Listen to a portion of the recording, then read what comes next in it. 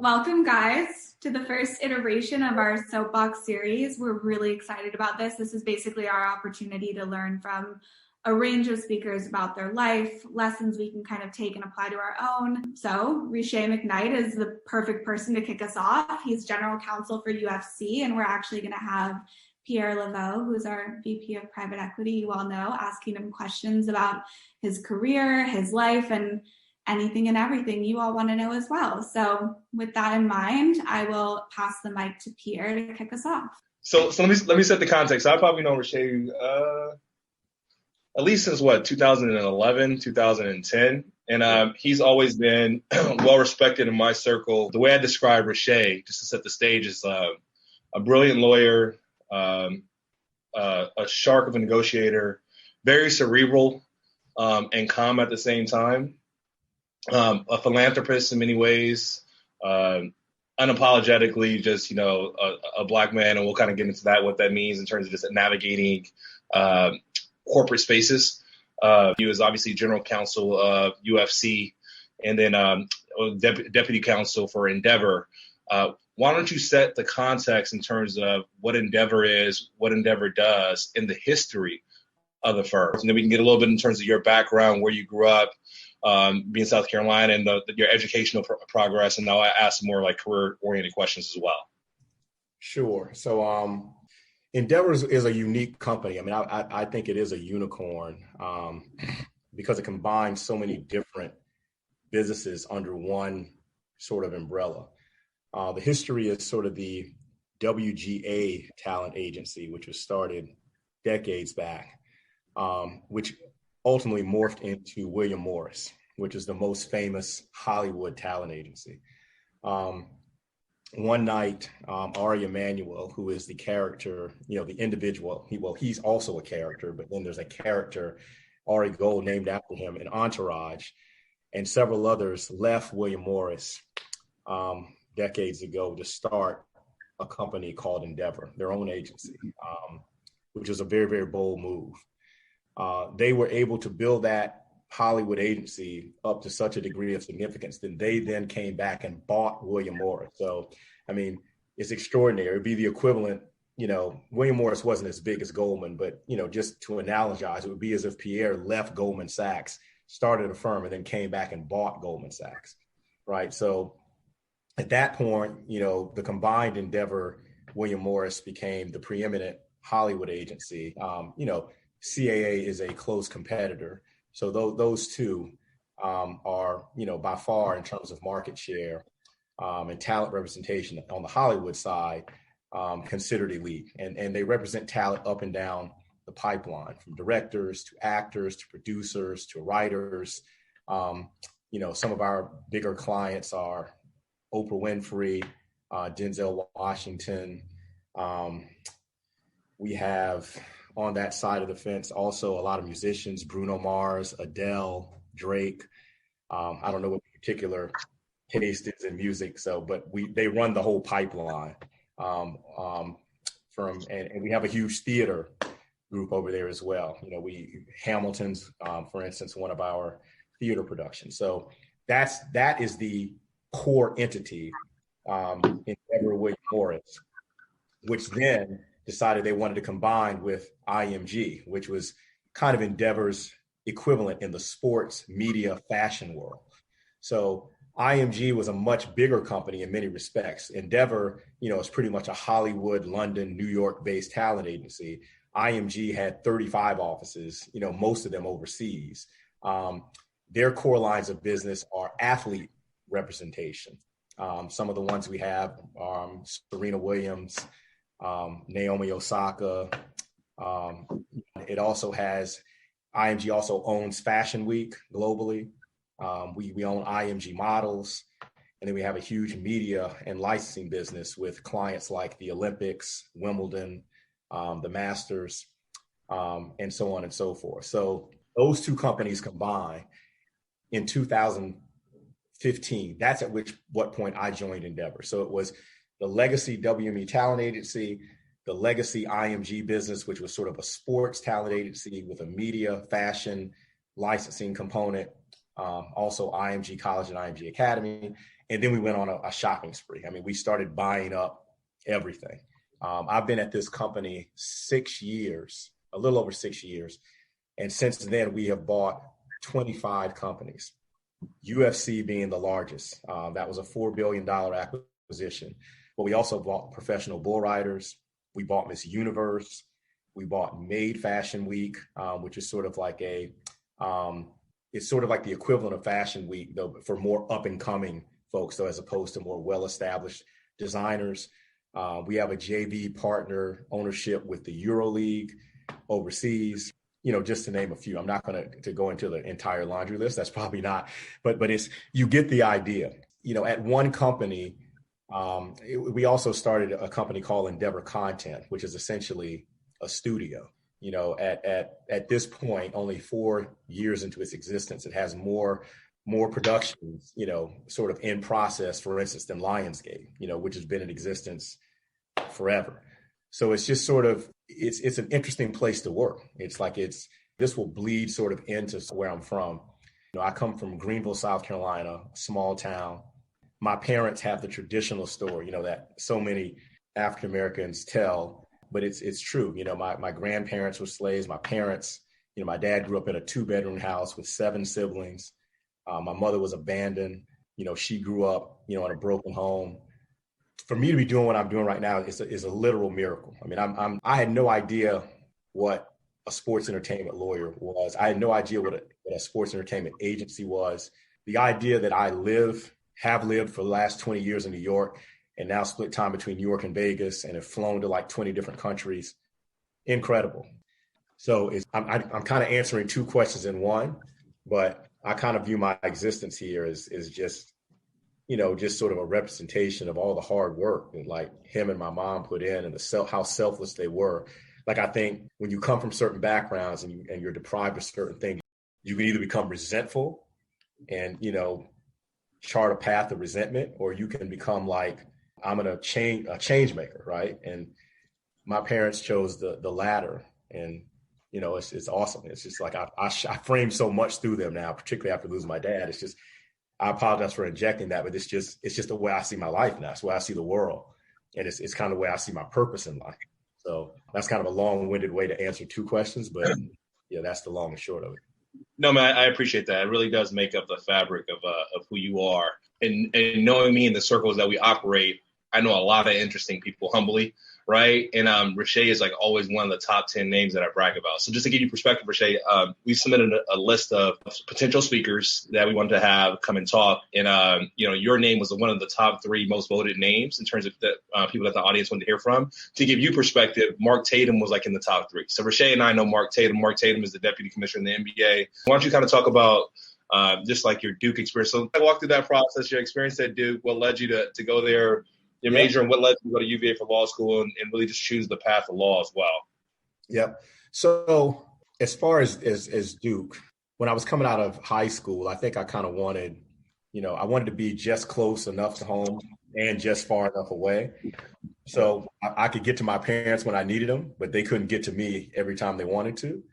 And it was just sort of the feel of the campus. The people there, they felt like me, like they were dedicated to academics, but they seem normal. They like to do normal things in their free time, and they seem, I enjoyed that. I mean, I visited on a very nice day, so the weather, little things like that mattered as well. But I love that experience, at Duke. It's just, still so many of my closest friends are my fraternity brothers and others from there. I mean, Pierre mentioned Grant Hill, like, he's definitely one of my top 2, 3 closest friends. I mean, that's the caliber of person I met there. I mean, that guy, he just couldn't be a more normal person. He couldn't be a more giving person. And he, for me, as someone who came from where I came from and who was a little bit scared of what I was going to experience, a lot of Duke's population are folks who went to private schools or came from affluent upbringings. Many of them from the West Coast, by the way. That's what people don't know. It's a Southern school geographically, but in terms of its makeup, California, New York, New Jersey, Chicago, huge presence there. But he, for me, was one of the folks that just kind of made me feel at home. It's just sort of like, because he had all these things, but he was just such a normal person. So he made me feel like there was value and like being what I identified with as being a good person, right? And as opposed to coming in a little bit insecure and feeling like, I was less than because I didn't go to this high school or come from this amount of money or come from a big, one of the bigger states when, they're big conglomerates. The Chicago people would hang out together. The New York people would hang out together. They knew about house music and all this stuff. And I just felt so unsophisticated, which I was, I knew basic things. I literally showed up on the first day. I remember they had this introductory party, and I used to think I was a stylish guy, and I had on pink socks, pink shorts, and a pink shirt. And everybody from the cities, everybody. I mean, literally, it's how I got to know everybody. There's like, who is this guy? And it's like, he was like, yes, in that circumstances and all others, just, even though he has a sense of humor, and yes, he joked at me for that, and he still does to this day, he just was genuine, and that's what Duke represents for me. I mentioned this because I know the outward perception, and I know like Duke is one of those schools where the microcosm swallows up the macro, right? Like the basketball team has become so prominent, and I think people's distaste for it has become so prominent that actually swallows up the reality of what the experience is. But for me, it was great. I mean, I just met so many genuine people. I felt like I got the full college experience. I got what I feel like is a true college education, which is really more defined by the talks you have with your roommates and close friends between midnight and 6 a.m., more so than it is by your studies and this, that, and the other. I got all of that. And when I went to UVA, I was really looking for the law school equivalent of that, of sorts, of that experience. And I found it. For the West Coast people, just so you know, I was deciding between UVA and Stanford. And what ultimately made my decision is UVA gave me money. They gave me a full scholarship. At that point in my life, $100,000 was like $1 million, maybe 10 million in my mind. It wouldn't have resonated otherwise. So that's kind of how I got to Duke and UVA and why. Perfect. No, I appreciate that. And we are always a fan of peacocking and pink socks. So I may wear some on Friday. I'll call it Pink Socks Friday. Yeah. We'll match it up. I mean, now that I look back on that was aggressive. I think you're just ahead of your time. That's what it was. Talk to me about after law school. So a couple of things too, right? So like our circle, there are a bunch of attorneys that so I'm familiar with law and just like what were you saying? I forgot to answer one of the questions you asked. I forgot, and this is actually important. You asked me how I got to be an attorney. So that's actually interesting. I grew up wanting to be a pediatrician, and I went to Duke, sort of pre-med econ, because I was kind of battling between law and medicine. But I really, I was destined on being a pediatrician. And then I got to the point where you get ready to take orgo. And I said, well, I got to make a decision right now, because if I'm not going to be a pediatrician, I'm also not going to take orgo, because that's sort of a nightmare, obstacle in the road you hit when you're pre-med. So I did some deep soul searching. I realized, particularly with all the folks who had from Canada and other places at our school who had gone to grade 14. I mean, these guys were super into science. They came to Duke like professors. They might as well have been professors as far as I was concerned. I just realized, in that pursuit that I really love kids way more than I love science, right? Like I was taking my love for kids and I was importing, sort of like what seemed like the highest level thing to do in a small town like I grew up, and putting those two things together, right? Because all these things that you can do in New York City weren't in my line of sight. You could be a doctor, you could be a lawyer, you could be an engineer, and that was the extent of it. It's weird how life gets more complex and simple at the same time. Like doing what I do now, while I appreciate it, when I look back, those are actually the professions we ought to be pushing people toward: the best and brightest doctors, lawyers, engineers, what have you, teachers, and the like. But I was kind of marrying those concepts, and it really was my love for kids. So I realized, there's other ways I can be part of kids' lives without, being a pediatrician. And that's when I turned to sort of like law. That's why I figured I didn't. I turned to law because I was just always a justice person. Like, that's how I related to my family. Like if I got something I didn't do, I couldn't take it. Like I needed to understand why, and I needed it I needed fairness meted out. Like, I didn't care about what happened to me, but I needed to be equal. That was just the way my mind always worked. But I was also the same way for my younger brother and my younger sister and anyone who was close to me. Like, if I saw them treated unfairly, I was always the person to stand up and be vocal about it. There were times in school, elementary and middle, where people would get in trouble and then I would end up getting in trouble. And the only thing I did was say how unfair it was that they had gotten the punishment they did for what they did and somebody did. I wasn't even part of the actual trouble. I was just part of the, complaining about the injustice of it all. So I think the combination of that, my ability to relate to people, which I think, was a skill set I had, and sort of, oratory skills. I put all that together and I said, this is kind of like more what I kind of got purpose driven about it. I'm a pretty spiritual person. I was raised that way. I've always been that way. And I stopped thinking about what I wanted to be and started thinking about what I was intended to be. And it just led me more to the law than it did toward medicine. It's that, like, as I mentioned when I opened up, that, very cerebral negotiator, kind of like that kind heart component too. It's also interesting too, because I think like a consistent theme is, feeling as an outsider, but still being able to prevail. And I think that, for all of us, no matter how successful we are the means that we come to the table with, there's always like a little bit of second guessing. Like, do I deserve to be here? Should I be here? And I appreciate you being vulnerable about it and saying that that's normal, but more importantly, like, you can overcome that in spades, like the way that you've done. In terms of, post law school, you did a clerkship, right? So many people don't understand like the significance of that. I didn't understand the significance of it until I'm a part of that circle. Would you mind just, quickly talking about like, what does that mean? What does that entail? Why is that as notable as it is? Why do people have it in their bios, right? Yeah. So there are a lot of different types of clerkships, any job, there's levels. First, there's state court versus federal court. And then even among those, there's trial courts, which is the initial courts, versus appellate courts, right? So for instance, if you stick to the federal court systems, the district courts are typically the trial courts. Then the circuit courts, there's 12, the first through the 11th circuit, and then the DC circuit is the level of appeal there. And then from there, it goes up to the Supreme Court, the highest level of appellate court.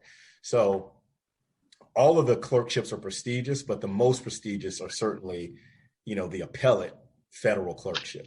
Like a circuit clerkship, is super prestigious. And then that feeds into the Supreme Court. So like, basically, it's like a bottleneck. You have certain people for district courts, and then, there's like a cut up to the circuit courts, and then there's a cut up to the Supreme Court. And it doesn't always work that way linearly, by the way, because let's just say you want to be a trial lawyer. You might actually choose a district court clerkship over an appellate court clerkship because you're going to get more of a trial experience. You're going to get more direct, whatever. But as speaking generally, the circuit courts and then up to the U.S. Supreme Court, those in particular are very prestigious clerkship. So I clerked on the 4th Circuit, which is sort of North Carolina, South Carolina, Maryland, Virginia, West Virginia.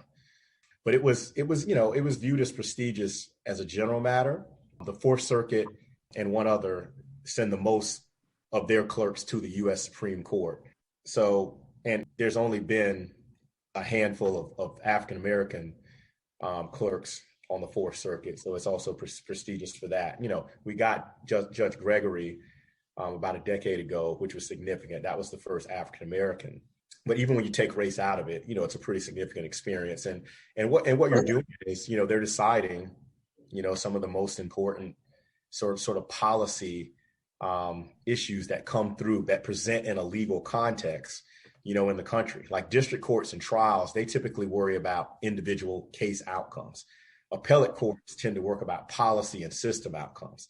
So, when you have affirmative action challenged, or when you have, things like Roe v. Wade, when you have like basic fundamental rights, constitutional rights, important cases of that nature ultimately will work themselves up and be decided by those higher level appellate courts. And that's why, being on them is viewed with so much prestige. I mean, there's also the relationships you develop with the judges that, law firms quite frankly want to capitalize on. That's an aspect of it too, but it's seen as an honor because, not everyone's chosen to do it. Like you have to. I remember because UVA's law school is right across the street from the business school. And it was, the law firms were very commercial about getting somebody that, was set up for a clerkship. Mm-hmm. That's definitely the case. So the reason why I brought up or emphasize is twofold. One is to show how hyper competitive the environment is and how you've excelled.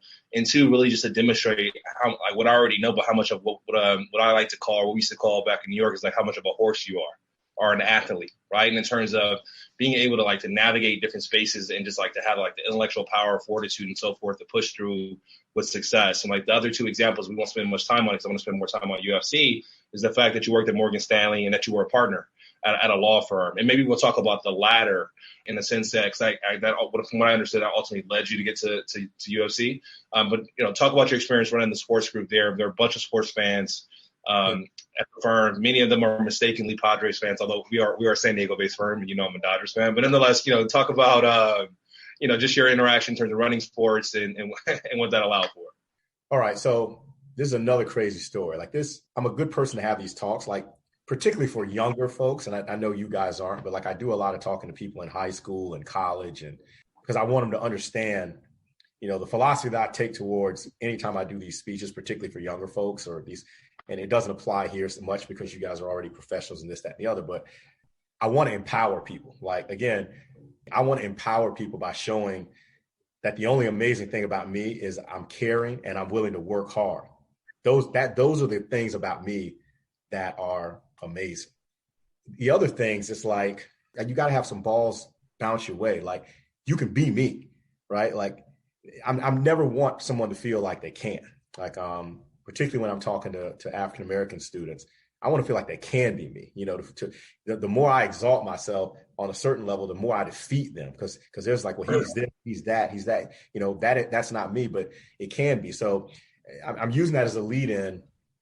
When I came out of law school, I went to work I did a clerkship, worked at a law firm. I was practicing securities and white collar crime.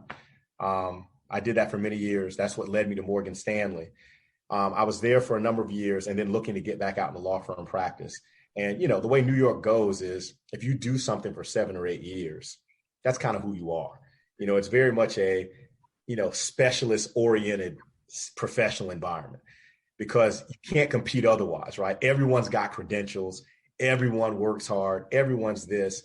So if there's a particular type of case, they're going to be able to find someone that has all your intangibles and who's been doing that specific niche for 20 years, right? It's hard to be, and that's what companies look for. So I went out looking for jobs in sports in white collar crime and securities lit. I went to one firm and the head of litigation, who was the only person I was scheduled to meet that day, Jeffrey Kessler, also happened to be, the preeminent player side sports lawyer in the world, still is. Represents all the players associations, the NBPA, the NFLPA, the MLBPA, from up and down. He was the lawyer that tried the case that essentially created free agency, and he's tried a ton of fundamental cases and continues to. He has the case now that's seeking equal pay for female athletes in soccer. He's bringing the case against the NCAA to get athletes paid in college. It's just pretty much it's a laundry list of player side cases throughout here. I mean, he's the most, well-known and prominent lawyer in that space. So I walk in to interview with him for a position in securities and white collar because he's the head of litigation. And we just start talking about life and sports, which I was avid. I played basketball and tennis, and we knew some folks in common, folks I played basketball with in high school, like Kevin Garnett and Ray Allen. And he was just a real person. I literally walked in at 2 p.m. I'll never forget it, for that interview with him in securities and white collar. And by 3 p.m., I walked out with a job in sports. And just like that, I literally remember walking downstairs, looking at, the buildings, just like, this is incredible. How did that even happen? But, my perspective on it is, if you're a good person, you work hard, you do good things, and you keep at it and don't stray from your principles in some way. Like, I think life's a path, right? And what you're doing is you're doing the best you can to stay on your intended path. And what everything else in the world is doing is trying to knock you sideways, right? Make you get off on the wrong exit ramp. so you got to turn around. And then, by the time you turn around, there may be an accident. And then that's a traffic jam. That traffic jam slows you down, right? So now you show up, 8 hours late to someplace you should have been 8 hours earlier. And all the opportunities that were intended to be there 8 hours earlier, either someone else took them or they just evaporate. I try to be good at focusing on what's true to me, trying to stay on my path. And I felt like that's kind of what led me to sports. And it was, when people hear sports entertainment, they're thinking a lot about glamour, and there's a lot of that. I've been to Wimbledon and the Masters, and, these UFC events are really cool. I can't deny that's all amazing. But what I found in this space, though, is lots of folks, not just the professionals, like the celebrities or the athletes, but even within the company who were sort of like gone through life with folks, not being honest with them, who haven't had real conversations with them because they've been more concerned with staying close to them than being real with them. So it's just sort of, I found a way, like within the context of doing my professional job, right, which is there's a lot of actual work, forging a lot of relationships by just being real with you. That's how me and Grant got close. And, there's a number of other folks.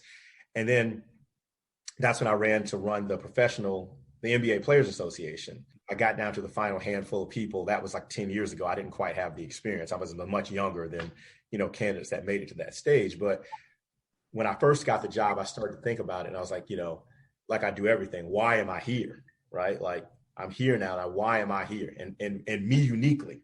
And that's kind of what I felt was the purpose. And I still have that.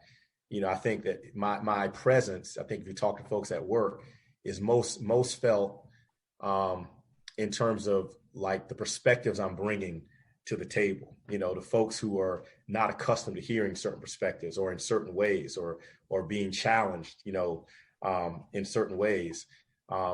That's kind of what I think I have to bring to the table in sports, and harnessing sort of a lot of the power that some of these folks, individual and organizations with them have to sort of be change makers in society that they otherwise wouldn't be if the focus stayed on what it's traditionally been, which is just sort of like the entertainment side of it, like making money, entertaining folks and the like. So that's how I got into sports. And that's, kind of how I see my role, my unique role. My job is hard. I work a ton of hours. And when I say job, it's really jobs. I mean, I have the GC job at UFC. I co-head litigation and deputy general counsel at Endeavor. And I also run risk. And I have in the past overseen compliance and other departments. So, I mean, this is a real jobs, plural, right? But that's just context to me. Like, that's just putting me in a room with somebody with an opportunity to make what I'm searching for is, why am I really here? Because somebody else can do this litigation, right? They can do this compliance. They can be the GC. I'm not arrogant enough to believe that I'm the only, I can do those jobs, but there's something in there. There's something in that place, right? Like my relationship with Dana White, very different, people. Like, he's controversial. He says this, that, I talk to him. Like, I was like, Dana, you got to look at this. And he talks back to me, and it's with no shame. And that's what I love about him. He doesn't bite his tongue. He doesn't, whatever. He's unapologetically him. But I think he appreciates the fact that if he says something I disagree with, I'll actually say it. He appreciates that. Like, he wants people like that around him. Now, if he ultimately ends up disagreeing with you, okay. He appreciates that presence. And I like people like that around me too. I like to be challenged, and, as long as it's healthy, obviously anything can go too far.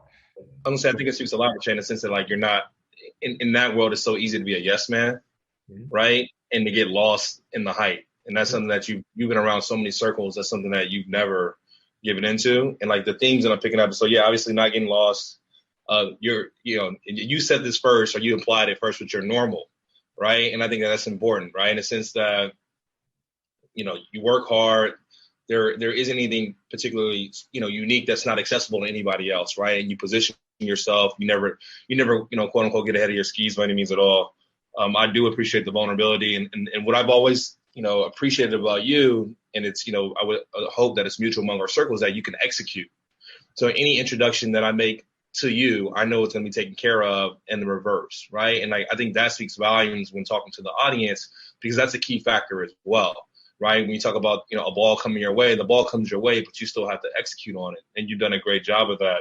One thing that Riche said that I think may have been kind of like lost or not processed, but Riche was definitely a finalist in the running for the NBA Players Association. We got tons of hoop fans in the group, right? So this is the gentleman who would have been running or, been responsible for negotiating and advocating on behalf of every NBA player there, right? So, and that was a bit of time ago, so we were all a bit younger than what we are now.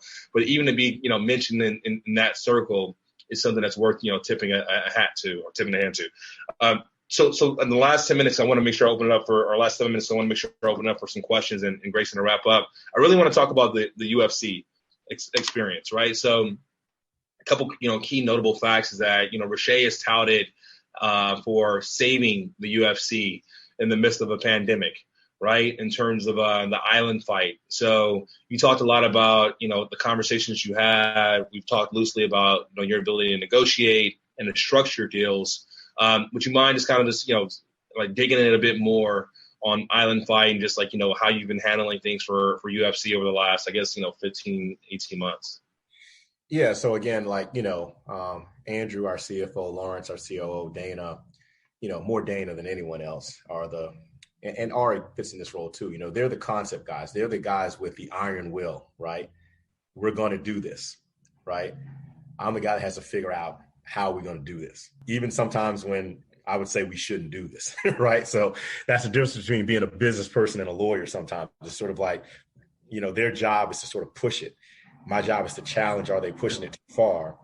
And then we figure it out. But this was one of those situations. I mean, I literally remember a conversation, right before we went back to starting events where there were like 7 of us, executives at the UFC in a big boardroom together. And 2 almost got into a legitimate fist fight. They were so just so into their positions on these topics. And it's just sort of, they had to be broken up. And when the meeting ended, they got up and hugged. At this point, I had been at UFC for officially, we bought UFC in 2016. So I was doing work for them, from the moment we bought them.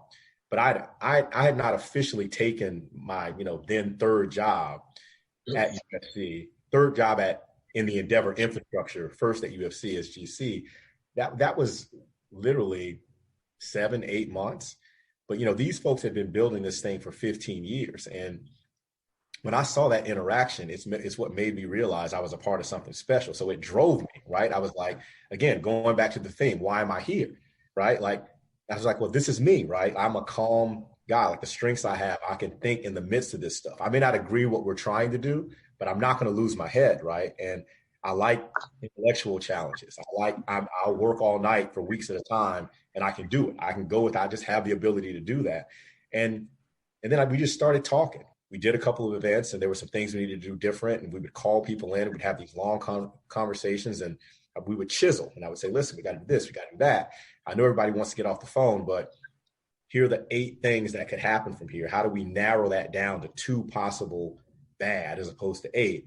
And then how do we make it more likely than not that this is going to happen instead of that? And then how do we, that's just kind of how my mind works. So whether it was from, procedures for return to work, the testing protocols, which is, changed multiple times in COVID, bubble creation, I was integrally involved in all of that, but it was just fun for me. Like the thing that made it fun and the reason I love my job is when you're in a law firm, you're almost a prisoner of your own training.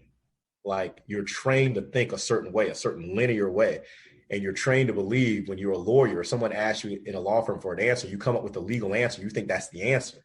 But the reality is in like an executive company role, that's just the start of the answer, right? There's a perspective from the president, who's thinking in a certain way. The CFO is thinking financially in one way, the COO, maybe the head of compliance and other professionals. And you put all that mixed together, and then you start to see like how one problem can be viewed in 8 different ways by 8 different professionals. Like there's 8 different ways to see it legally, but then there's a whole nother 8 here, and you get good at sort of putting that all together and just seeing more. It's almost like your peripheral vision, gets much better. Like at a firm, you have 20/10, 20/10 direct vision, but you have no peripheral vision, right? Like now I still have my 20/10, my peripheral vision is like way out. So that's one of the things I love about the UFC, and even about, just the experience of the last 15 months. It's just nothing can prepare you more and make you stronger than a severe version of the unexpected, like that was.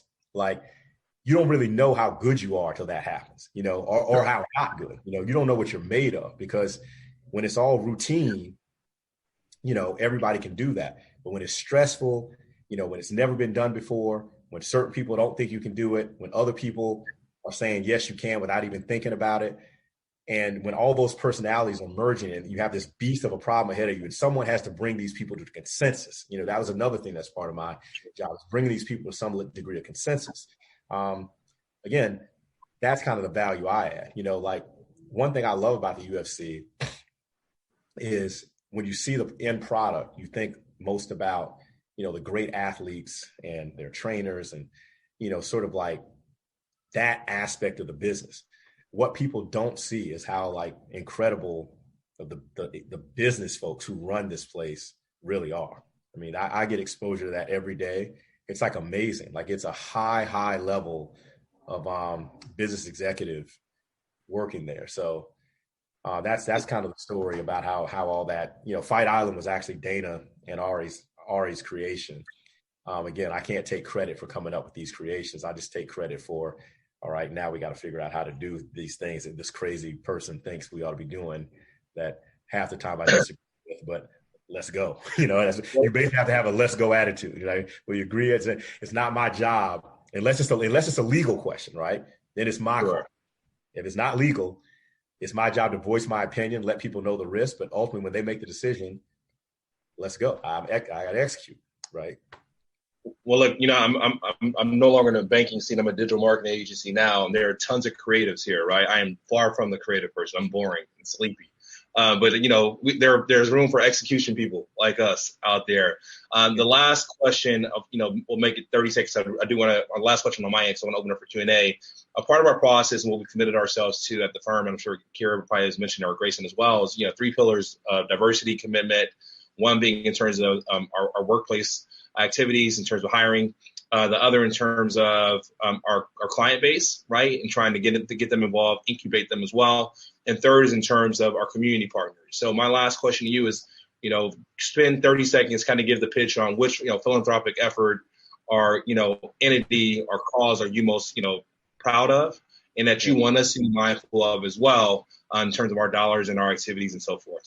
So for me, it's easy. I mean, I'm on a couple of boards of directors, but the one I hold most near and dear is the Center for Family Representation. What that organization does is if birth parents are about to lose their children to foster care or otherwise, because, one or both of the parents are addicted to drugs or have psychological issues or don't have jobs or need education or whatever the case may be, we go in and we fix that. Like the people who started this organization used to be advocates for parents, right? They were on the other side, advocates for children, rather, on the other side. And they saw how disproportionate, amount of times judges and others immediately pointed the finger at the parents, turned them into bad people instead of trying to actually help them. And what you will learn is like, I'm really big into mystery and gang movies and mob movies. I love all that stuff. But the one thing you typically find uniform, even the worst people in the world love their kids, right? Like it's, you watch The Godfather, like family, family is first. And there's nothing like having your kid taken away from you. Like, and, I use my mother's own experience. She was abandoned. That kind of what first drew me to the organization, becoming an advocate for it. But then the thing I really love about it is we take the cases, like people who have come through the system and been helped by it and gotten their kids back, they then become workers. So then they go out, and when we find that next person, the person who's helping them, everybody who's being helped is being directly helped by someone who actually was in their position before. And it's empowering, because you've actually now turned someone who felt like nothing into someone who not only feels good about themselves individually, but now they're actually fulfilling a purpose. They wouldn't have believed that they actually not only had the ability to be something themselves, but also to like help someone else be something. And to me, that's what it's about. Like that belief, that seed of belief is the difference between, for people who come from certain backgrounds, people who make it out of those backgrounds and become productive, and people who don't. It's that seed of hope. Like, it seems so innate, to people who don't grow up in certain environments, but it isn't. People think it's like having eyes. It's really more like having green eyes. Not everybody has it. What their innate sense is just the opposite, that they aren't going to be this. That's what they're told. They can't do this, that they, this organization makes them feel like they can. And so, like, every time like these families are reunited, I mean, it's just like, it's amazing. Like, nothing I could do in my job can make me feel like that. Like, nothing I can do in my job is that ever. Sure. It's definitely humbling, man. I appreciate you personally. Hopefully the group appreciated your time with us today. I wanted to open it up for Q&A. Okay. Here, I actually have a question. How has the social and kind of cultural landscape shifted your career, especially in legal, for a company like UFC over the past year and a half? So look, I'm the only Black executive at UFC. And, in these companies, there's two things you see. You see lack of minority representation on a race, and you see it on the gender side as well. In my 6 years at Endeavor, we've gone through a sort of like a period where both, gender, when the Me Too had a huge, prominence in Hollywood and sports, and now race, for me, I feel like more recently what I have seen within our industry, and I mean, I think in the country, generally speaking, is just sort of a more united front of what I have always wanted to see, is people starting to identify and collectivize around each other in terms of philosophies and ideas, rather than gender, skin tone, race, and this, that, and the other. So that's been super refreshing for me to start to see some of that. People start to seek my opinion for things where before, you might have been afraid to speak up, or even if you did, you might have felt like people were taking what you had to say with a grain of salt. I think the engagement's a little more genuine now. I do feel very enfranchised now, much more so than I really did. When I say things, people listen on a professional level. I feel like when it's something legal, I have the call, and I feel like people are all ears. That doesn't mean there's not work to be done. I think where the work is still left to be done is I'm still one at UFC. And there are many organizations, where that is the case. And, again, it goes back to that seed of belief. The letting, certain minorities, of whatever type you may call it, into organizations is just a start. Like, where the real good is done and where the real rocket fuel is provided is what kind of environment are you providing for those people to actually become the best they can be. And that's where we typically miss out. I mean, I know, again, coming from where I come from, you were only noticed for bad things, right? So your gut and instincts when you get into places to keep your head down and not be whatever, right? But so that kept you from getting in any trouble, right? But it also kept you from, right? It's just sort of like, I always tell the story about Peter walking on water without telling the full story. I mean, the lesson is, the same things that you can't walk on water unless you're willing to take the chance on drowning, right? So minorities just wouldn't ever take those chances to drown that would allow them to walk on water, because their experience was too often, if I took a chance to drown, I'm going to drown. Whereas other people, that was not their experience. So just creating environments where that level of timidity isn't there, where that's replaced by confidence, and willingness to sort of be more outgoing, to voice your ideas. I mean, I can't tell you how many times, I've had ideas in the past where I was scared to voice them, and then someone else would come say the exact same thing, maybe not even as articulately, and I would just be frustrated, and eventually I start to realize, if I'm not doing that, then I'm not, what is my point in being here? There is no diversity. There's no actual, voicing of your perspectives. Like that's what I bring to the table. Otherwise I'm just sitting here. Right. And I have to realize that. Right. But so do the people I'm talking to. Right. It's got to go both ways. Right. So I've actually started to see, over the past couple of years, and certainly at UFC, we have a very, very tight, close-knit group.